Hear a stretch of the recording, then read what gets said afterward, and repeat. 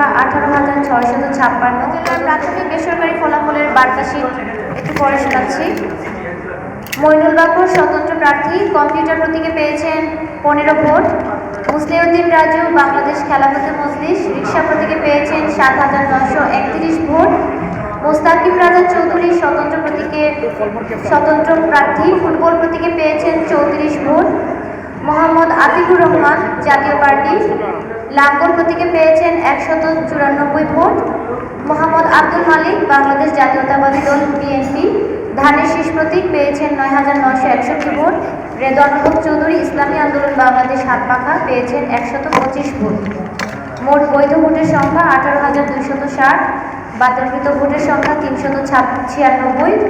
সর্বমোট প্রদত্ত ভোটের সংখ্যা 18,000, শতকরা হার 47.81%। এই ফলাফলটা হচ্ছে সিটি কর্পোরেশনের 16টি কেন্দ্রের ফলাফল।